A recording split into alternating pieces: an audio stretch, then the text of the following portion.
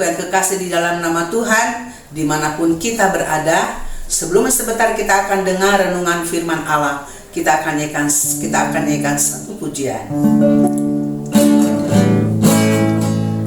Kami perlukan keajaiban-Mu, kami butuhkan sentuhan tangan-Mu, kami tak dapat jalan sendiri, kami perlu Kau Tuhan, kami perlukan keajaiban-Mu, kami butuhkan sentuhan tangan-Mu, kami tak dapat jalan sendiri, kami perlu Kau Tuhan,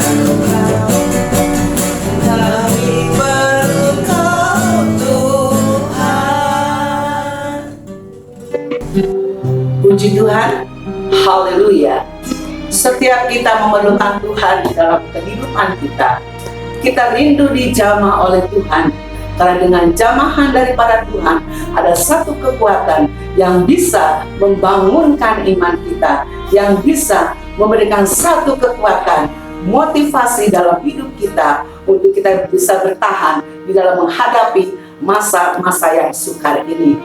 Puji Tuhan, siang hari ini kita mau dengar renungan firman Allah. Bagaimana kita, setiap pribadi kita harus berpengalaman dengan Tuhan. Dan siang hari ini, di mana kita akan kuat, kita akan mampu untuk melakukan kehendak Tuhan, kalau Roh Allah senantiasa ada dalam setiap hidup kita. Kita mau belajar kepada firman Allah, saudara yang kekasih, di mana firman Allah boleh mengatakan, jangan tinggalkan Tuhan di dalam menghadapi kesukaran. Kita jangan lari dari kenyataan hidup ini, hadapi hidup ini dengan penuh sukacita dan pengharapan kepada Tuhan.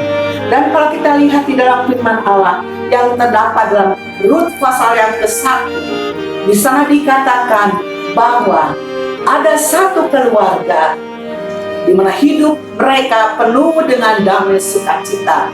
Mereka tinggal saat itu di Bethlehem, di tanah Israel, dan mereka merupakan keluarga yang berkecukupan, keluarga yang diberkati oleh Tuhan. Karena kalau kita melihat arti daripada nama-nama mereka, mereka penuh sukacita, masa depan mereka adalah indah, dan mereka menganggap Yesus sebagai Raja dalam hidup mereka. Dan saat itu ada bala kelaparan terjadi di Israel saat itu di tanah Bethlehem, dari Bethlehem. Dan keluarga ini rupanya tidak tahan dengan bala kelaparan yang terjadi. Bethlehem artinya rumah roti. Dan ketika kelaparan terjadi, mereka ingin keluar. Mereka ingin mencari kehidupan yang baru dengan tidak bertanyakan kepada Tuhan. Dan keluarga ini mereka berangkat ke satu tempat yang bernama Moab. Di sana mereka sebagai orang asing tinggal di Moab kurang lebih selama 10 tahun. Dengan tujuan mereka, dengan harapan mereka, tinggalkan Bethlehem di Moab, mereka akan mendapatkan sesuatu yang baru. Mereka akan mendapatkan satu kehidupan yang baik. Tetapi apa yang direncanakan, apa yang diinginkan bertolak belakang dengan kerinduannya. Dan yang pertama di sana, suaminya meninggal. Dan setelah itu, meninggal jugalah kedua anaknya. Dan tinggal seorang ibu ini yang bernama Naomi dengan kedua mantunya. Dan ketika Naomi ini mendengar bahwa di tanah Israel kembali Tuhan memberkati, kelaparan telah berakhir, dan Naomi ini dia berniat untuk kembali ke tempat asal kelahirannya. Dan waktu itu dia mengizinkan atau menyuruh kedua menantunya untuk tinggalkan dirinya. Dan ibu ini berkata ke kedua menantu, "Nah, pulanglah ke tempat asalmu, aku akan kembali ke tempat kelahiranku di Bethlehem sana." Tetapi seorang yang bernama Rut, mantunya ini, dia tidak mau kembali. Yang satu mantunya bernama Orpa, dia balik kembali ke Moab. Dan Rut ini dia bertahan, dia ingin mengikuti kepada mertuanya, kemana mertuanya itu pergi atau kembali ke tempat kelahirannya. Meskipun dengan bujukan-bujukan mantunya disuruh pergi, tetapi Rut ini dia tidak mau. Dan Rut berkata kepada mertuanya Naomi, "Ibu, izinkan saya pergi bersama ibu. Kemana ibu pergi, aku akan ikut. Di mana ibu tinggal, aku akan tinggal. Di mana ibu bermalam di sana, aku pun ada." Dan yang menarik buat kita saat ini, di mana Rut dia berkata kepada mertuanya Naomi, "Ibu, Tuhanmu atau Allahmu adalah Allahku." Satu pengakuan yang luar biasa. Pada Rut ada seorang Moab, dia latar belakangnya tidak percaya kepada Tuhan, dia menyembah kepada berhala. Tetapi dalam tempo 10 tahun, saya percaya bahwa mertuanya mengenalkan Yesus, mengenalkan Allah orang Israel kepada yang bernama Rut ini. Dan itu tertera pasti dalam dirinya, sehingga dia bisa mengatakan, "Allahmu adalah Allahku." Luar biasa. Satu pengakuan yang luar biasa, yang tidak bisa dikatakan oleh orang yang tidak ada roh Allah di dalam kehidupannya. Demikian juga Rut mengatakan, hanya kematianlah yang bisa memisahkan antara aku dengan engkau. Dan akhirnya Naomi ini dia bawa Rut kembali ke tempat asalnya. Dan ketika orang-orang di sana melihat bahwa Naomi telah kembali, tetangga-tetangganya dia bersuka cita dan dia katakan, "Naomi telah kembali, Naomi telah kembali, dia telah tinggalkan tempat lahirnya bersama dengan kita, sekarang dia balik kembali." Tetapi apa yang Naomi katakan? "Jangan panggil aku Naomi, panggil aku si Mara." Mara artinya pahit, bahwa Naomi telah mengalami kepahitan dalam hidupnya, yang tadinya dia punya pengharapan setelah keluar dari Israel atau kota Bethlehem, tetapi pada akhirnya kepahitanlah yang dia alami. Saudaraku yang kekasih dalam Tuhan, kita akan belajar dalam kehidupan Naomi ini. Jangan panggil aku Naomi, panggil aku si Mara. Mara, aku telah mengalami kepahitan dalam hidup ini. Karena apa? Aku tidak bertanya kepada Tuhan dan telah meninggalkan masa yang sulit. Aku tidak tahan dengan percobaan. Saudaraku kasih dalam Tuhan, kita sebagai anak-anak Tuhan, bahwa hidup kita tidak akan mengalami kesenangan. Kepahitan akan kita alami, kerugian akan kita alami, halangan akan kita alami, kerikil-kerikil akan kita alami. Itulah yang namanya kehidupan. Tetapi setiap pribadi harus menyadari bahwa ketika kita ada dalam permasalahan, kita harus tetap bertahan. Jangan tinggalkan Tuhan. Teruslah berharap kepada Tuhan. Sebab apa? Di dalam segala permasalahan, dalam segala kesulitan, pasti ada jalan keluar yang terbaik. Puji Tuhan, haleluya. Naomi boleh bersyukur kepada Tuhan, mempunyai seorang menantu yang mau mendampingi dia di dalam keadaan sesulit apapun juga. Saudaraku, terlebih dalam kehidupan kita, hari-hari ini kita sedang menghadapi hal-hal yang sulit. Kita tahu bahwa kita tidak pernah sendiri. Kita punya Allah yang hidup di dalam nama Yesus. Bahwa Yesus berjanji, "Aku akan menyertai engkau, bukan saja hari ini, tetapi sampai kesudahan alam." Janji Tuhan bisa dipegang. Mungkin janji manusia bisa salah, tetapi janji Allah adalah ya dan amin. Pasti janji Allah adalah akurat yang bisa dipercaya. Saudaraku, mara artinya kepahitan. Pahit. Kalau kita melihat di dalam kitab Keluaran, ketika bangsa Israel keluar dari Mesir, di mana sebagai seorang pemimpin yang bernama Musa membawa mereka keluar, dan saat itu mereka kehausan. Mereka tiba di satu tempat yang bernama Mara. Mereka haus, mereka ingin minum, tetapi airnya pahit, tidak bisa diminum. Dan mereka bersungut-sungut kepada Musa, bahkan kepada Tuhan. Mungkin mereka katakan, saya akan mati dengan tidak ada air.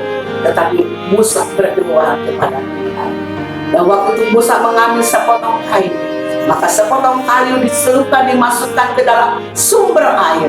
Dan maka ketika mereka mencium atau meminum air itu, air yang pahit menjadi manis. Puji Tuhan, luar biasa. Dan kita tahu ini adalah bukan pekerjaan manusia, tetapi pekerjaan Allah yang ingin menyatakan kepada manusia bahwa Tuhan sanggup berbuat segala sesuatu yang tidak mungkin menjadi mungkin.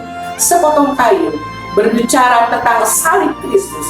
Kepahitan, kekurangan, masalah hanya bisa ditolong oleh Yesus Kristus yang telah mati di atas kayu salib untuk menebus dosa manusia. Di samping dia menyelamatkan dosa-dosa manusia, dia pun ingin dan mau memelihara setiap kehidupan kita sekalian. Saudaraku yang kekasih, saat ini seluruh bangsa sedang mengalami masa-masa yang sulit, mengalami masa-masa yang sukar untuk melawan virus corona yang tidak bisa dikalahkan oleh kepandaian manusia, kekuatan manusia. Ratusan negara boleh merasakan kesedihan, merupakan tantangan. Dan ini juga merupakan tantangan bagi setiap kita untuk tetap berdoa. Dan kita tahu virus corona akan berakhir dengan kita berharap kepada Tuhan, percayakan hidup kita kepada Tuhan. Satu hal, jangan tinggalkan Tuhan di dalam keadaan apapun juga. Dimana mungkin beberapa hari lagi kota Bandung atau kota lain sudah ada PSBB, saudaraku, mungkin itu menyulitkan. Gerak kita terbatas, saudaraku. Kita harus tinggal di rumah, tetapi mari kita ambil kesempatan yang terbaik. Ketika kita tinggal di rumah kita masing-masing, berdoalah kepada Tuhan. Hadapi semua tantangan, hadapi semua masalah, hadapi semua kesukaran dengan mengandalkan Tuhan. Sebab Dia sumber yang bisa menolong kita. Manusia tidak berdaya, pikiran manusia terbatas, kekayaan manusia terbatas, para dokter, para medis, perawat, semuanya terbatas. Tetapi Yesus yang akan tidak pernah terbatas. Andalkan Tuhan, jangan tinggalkan Tuhan. Tuhan katakan, tunggu waktunya, waktu itu belum sampai. Kita akan bersabar di dalam menantikan pemulihan daripada virus corona ini. Satu hal, jangan tinggalkan Tuhan. Amin. Tuhan memberkati. Renungan saya pada siang hari ini, segera kita akan dengarkan pujian lagu lama yang akan memberikan kekuatan buat kita, agar kita boleh berjaga-jaga senantiasa dan berbanyaklah doa-doa kita. Zaman sekarang berjagalah, lihat dunia bergelora, kedengaran sini sana banyak kabar menggemparkan, berlindunglah dalam sabda Allah. Zaman sekarang berjagalah, lihat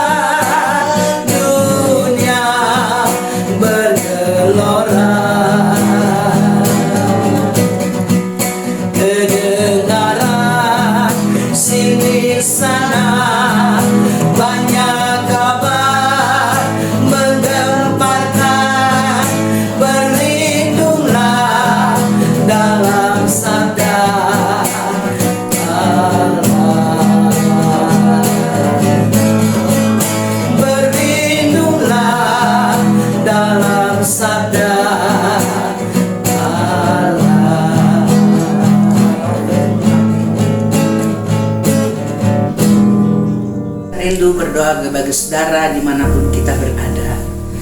Bapa di dalam sorga yang kami panggil di dalam nama Tuhan Yesus, kami telah mendengarkan firman renungan-Mu, firman Allah, yang akan memberikan kekuatan bagi kami. Mampukan kami Tuhan untuk kami tidak meninggalkan Engkau di dalam masa-masa yang sulit ini. Sebab kami tahu dengan kuasa-Mu, dengan waktu-Mu, kami akan keluar dari masa yang sulit ini. Kami berdoa Tuhan untuk bangsa Indonesia. Mari Tuhan berikan kekuatan bahkan untuk seluruh bangsa yang terkena virus corona. Tuhan Yesus yang akan menyembuhkan. Kami percaya di dalam Engkau ada kesembuhan. Tuhan pakai para medis, Tuhan pakai para dokter, Tuhan pakai para perawat, di mana mereka benar-benar Tuhan boleh mengabdikan hidupnya untuk pasien yang terkena COVID-19 ini. Mari Tuhan tolong, Tuhan jamah di dalam nama Yesus. Bahkan saudara-saudara kami semua pun Tuhan, Engkau yang akan memberikan kekuatan, Engkau yang akan memberikan imun yang kuat kepada kami, agar kami dapat bertahan dengan kuasa yang datang daripada Engkau. Terima kasih Bapa, terpujilah nama-Mu. Di dalam nama Tuhan Yesus kami berdoa dan mengucap syukur. Haleluya.